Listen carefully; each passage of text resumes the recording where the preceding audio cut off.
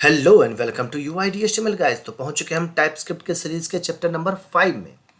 पिछले चैप्टर में हमने जाना कि किस तरह से हम वेरिएबल को एनोटेट करते हैं, राइट। अब इसमें हम जानने की कोशिश करेंगे कि हम ऑब्जेक्ट को कैसे एनोटेट करते हैं। जबकि प्रीवियस वीडियो में मैंने बताया था कि फंक्शन के बारे में बताऊँगा, उसको एनोटेट कैसे करते हैं, लेकिन थोड़ा सा मुझे लगा कि नहीं, ऑब्जेक्ट के बारे में बताना पहले ज़रूरी है, क्योंकि फंक्शन के अंदर में दोनों का वेरिएबल और ऑब्जेक्ट्स के कॉम्बिनेशंस होते हैं, राइट। इसलिए ऑब्जेक्ट के बारे में बताना ज़रूरी है। तो चलिए आप देखते हैं कोड में और वहाँ जाकर उसको ऑब्जेक्ट को एनोटेट करते हैं। जैसा कि आप देख रहे हैं, लेट ऑब्जेक्ट और एक्स कॉलम, ये सब जो है वो सब हम कोड में जाके देखेंगे, ठीक है। ओके, तो पहुँच चुके हैं मैं अपने कोड में। अब यहाँ से धीरे धीरे जो है सो आपका ये टाइपस्क्रिप्ट धीरे धीरे कॉम्प्लिकेट होना शुरू हो जाएगा, ठीक है। तो सबसे पहले चलिए, जब ऑब्जेक्ट की बात है तो हम लेते हैं सबसे पहला ऑब्जेक्ट क्या, एरे। जैसा कि जानते हैं आप कि एरे जो है सो ये हेट्रोजेनियस ऑब्जेक्ट है, जिसमें बहुत सारे एलिमेंट जो होता है, डिफरेंट डिफरेंट टाइप का ऑब्जेक्ट हमारा आता है। अभी तो उतना डीप और कॉम्प्लिकेशंस में नहीं जाएंगे। तो सबसे पहले हम जानने की कोशिश करते हैं, अगर हमारा एरे सेम टाइप का डेटा होल्ड करता है तो उसको एनोटेट कैसे करते हैं। जैसे कि अगर मैं एक एरे लूँ, लेट कलर्स एरे, ऐसे डाला। अब इसमें अगर डेटा हमारे पास है क्या, कि कलर्स है। कलर्स तो हम मान लेते हैं स्ट्रिंग में, चाहे वो हेक्साडेसिमल में हो, चाहे मतलब किसी तरह का स्ट्रिंग में हो, कलर्स का हो। तो हमें एक पता है, एक कलर्स का बात अगर आता है तो हम मेरे दिमाग में आता है कि हेक्साडेसिमल में भी हो सकता है, RGB में भी हो सकता है, और वो हमारे नेम के साथ भी हो सकता है। तो वो स्ट्रिंग फॉर्मेट में ही होगा, उसमें कोई दूसरा चीज़ नहीं डाल सकते, करेक्ट। चलिए, तो मैं यहाँ लिखता हूँ रेड, ठीक है। अब मैं यहाँ लिखता हूँ ग्रीन, ऐसे डाला। अब मैं यहाँ क्या करता हूँ, हेक्साडेसिमल भी डाल देता हूँ, तो वो हम स्ट्रिंग फॉर्मेट में डाला। हैश CC 1 2 3 4, ये रेड कलर टाइप का आ गया। देखिए कलर आ गया इस जगह पर। अब ये कलर है, अगर मैं इसको यहाँ पर लिखता हूँ, अगर कलर को इस जगह पर देखा जाए, डॉट करता हूँ, तो हमारे पास देखिए बहुत सारा चीज़ का कलर का मतलब एरे का यूज़ करने के लिए आया। तो यहाँ पर हम कोई और अगर मैं पुश करने की कोशिश करूँ इस जगह पर, अप्रोच में करता हूँ 20, तो क्या मैं 20 पुश कर सकता हूँ।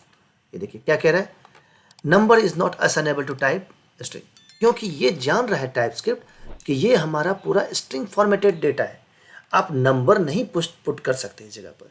तो यही हमें बताता है कि आप अगर ऐसा है तो आपको पता है कि एक डेवलपर को कैसे पता चलेगा कि इसके अंदर में जो है सो हमारा कोई दूसरा टाइप का डेटा इसके अंदर नहीं डाल सकते, क्योंकि टाइप तो स्ट्रिक्टली फॉलो करता है उस रूल को।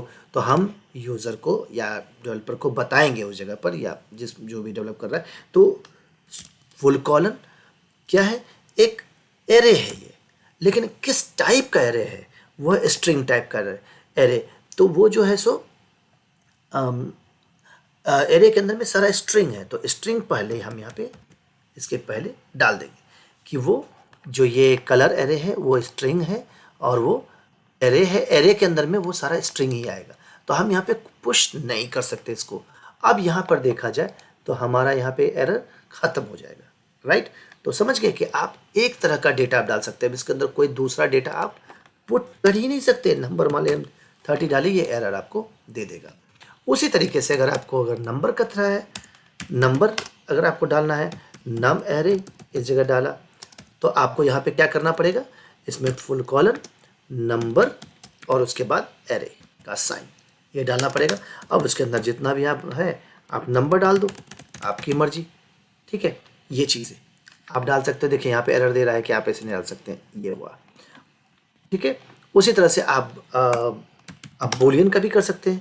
मैं लिखता हूँ बूल एरे, और बूल एरे डाला तो आप यहाँ लिखेंगे बूलियन का एरे, ठीक है।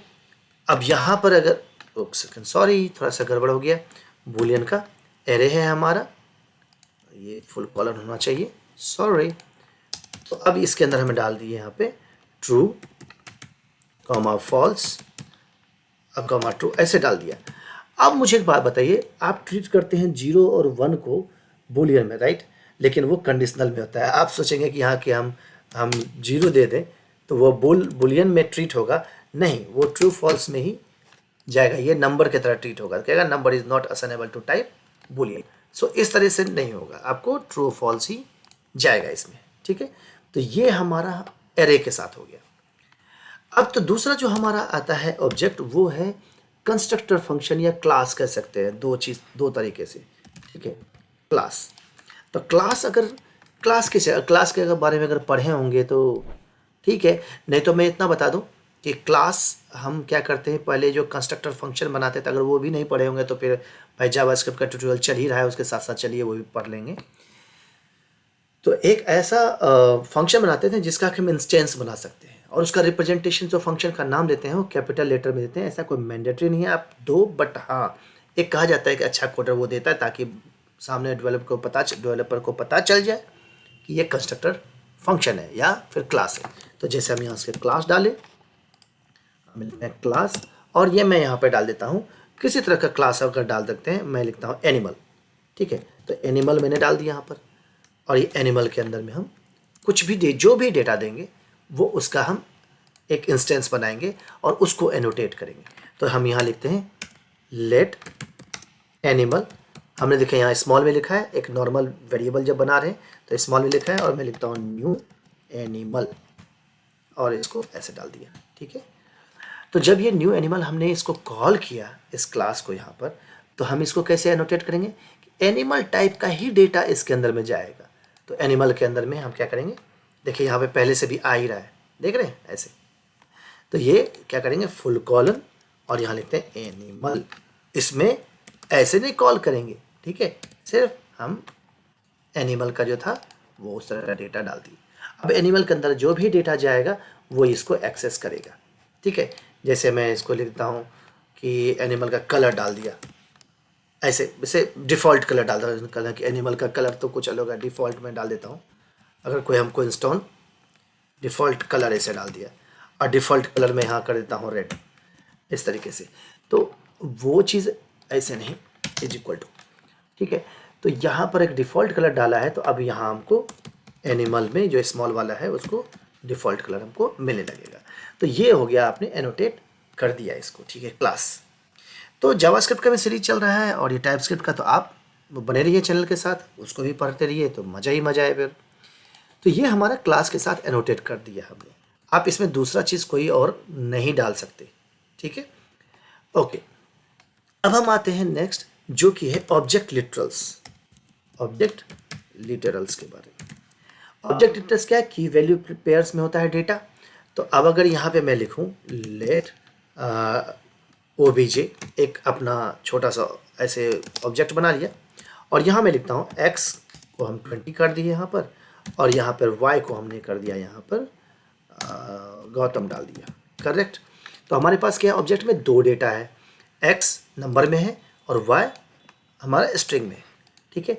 तो अब इसको एनोटेट जो करना होगा, तो जो डेटा इसके अंदर में डाल रहे हैं वही डेटा हमको यहाँ पर उसके टाइप कास्ट के साथ डालना पड़ेगा, फुल कॉलन डाल करके। तो मैंने फुल कॉलन डाल दिया, और ऑब्जेक्ट है तो ऑब्जेक्ट का डाल दिया। अब x हमने डाला क्योंकि इसका की है, की को हम एज इट इज़ रखेंगे, और फिर इसके अंदर में हम क्या डालेंगे, फुल कॉलन। और यहाँ देखते हैं x हमारा किस टाइप का डेटा है, नंबर टाइप का डेटा है, तो हमने नंबर डाल दिया। देखिए x हमारा सही हो गया, y हमारा गड़बड़ कर रहा है y इस जगह पे देखिए क्या कर रहा है, लिटरल्स में only specify non properties, Y doesn't exist on type, कह रहा है एग्जिस्ट ही नहीं कर रहा है। जबकि हमने स्टार्टिंग में जब इसको हटा दिया था, एनोटेट नहीं किया था, तो ये हमारा कह रहा था एग्जिस्ट, कोई प्रॉब्लम नहीं है। लेकिन जब इसको टाइप एनोटेट कर दिया तो ये एरर देने लगा। तो इसका मतलब देखना है सिक्योरिटी, कि आपको वाई भी डालना पड़ेगा, अदरवाइज यहाँ पर वाई को हम स्किप भी कर सकते हैं। हालांकि देखा जाए तो आगे का चैप्टर है, फिर भी मैं तो आपको हिंट दे दूंगा इस जगह पे। वाई टाइप का डेटा क्या है, स्ट्रिंग टाइप का डेटा है। अब वाई भी देखिए एग्जिस्ट हो गया, ठीक है। अब इसमें आता है क्वेश्चन मार्क डाल देते हैं हम लोग कि वाई रहे या ना रहे कोई फ़र्क नहीं पड़ता है इस जगह पर, तो डेटा आए या ना आए, खैर वो अभी मैं नहीं बताता हूँ, छोड़िए वो सब बात की बात है। तो बने रहेंगे, इतना ये सब चीज़ें जानेंगे तो UI HTML के साथ बने रहेंगे तो और भी आगे जानेंगे। लेकिन ज़रा एक चीज़ सोचिएगा, ये सारा चीज़ तो है, लेकिन ये ऑब्जेक्ट में भी तो एक्स एंड वाई है। अब इसके अंदर में हजारों कीज़ होंगे, तो क्या इस तरह से हजारों कीज़ की तरह लिखेंगे? नहीं, इसी तरह से आता है यहाँ पर इंटरफेस के बारे में और भी हम आगे जानने की कोशिश करेंगे, ठीक है। अभी तो ये शुरुआत है। तो जैसे हमने यहाँ डाल दिया OBJ, एक कैपिटल लेटर में डाल दिया, ताकि हमें इंटरफेस हमेशा कैपिटल में लेटर में देते हैं, ताकि जैसे आप देख रहे हैं एनिमल में ए यहाँ पे ये डालें, ये तो पहले से प्रिमिटिव्स बने हुए थे, ये मेरा अपना कस्टम है, तो कस्टम को हम कैपिटल में रखने की कोशिश करते हैं ताकि पता चले कि ये उस टाइप का डेटा है जिसको हम एनोटेट कर रहे हैं, जैसे एनिमल हमने यहाँ पे बनाया था। तो यहाँ पर हम क्या करेंगे, एक्स और मैं इसमें डालूँगा कॉलन, ये हो जाएगा नंबर टाइप का डेटा, और यहाँ पे कॉमा नहीं सेमी कॉलन। देखिए यहाँ पे ये अलग है, ये अलग है इससे, दोनों एक जैसा नहीं है, इसलिए बीच में देखिए इसमें सेमी कॉलन है, ठीक है। बाकी यहाँ पे इस वाले में देखिए जहाँ एक्चुअल रियल डेटा आता है वहाँ पर हमारा कॉमा है, ये डिफरेंस है, ठीक है।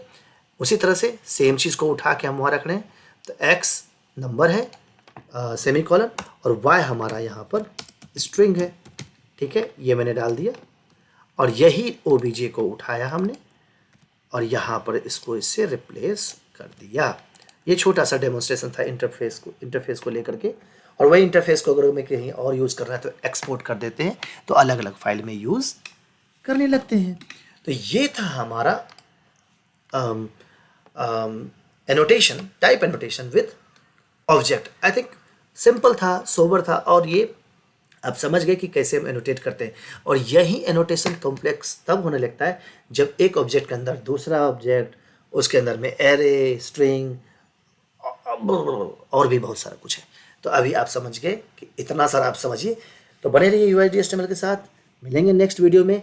इसी तरह सीखते रहिए और hit like, share and subscribe. और कोई प्रॉब्लम है तो प्लीज़ कमेंट जरूर कीजिएगा, ताकि हम और अच्छे तरीके से आपको बता सकते हैं। तो चलिए मिलते हैं नेक्स्ट वीडियो में, तब तक के लिए बाय बाय। बन जाएगा।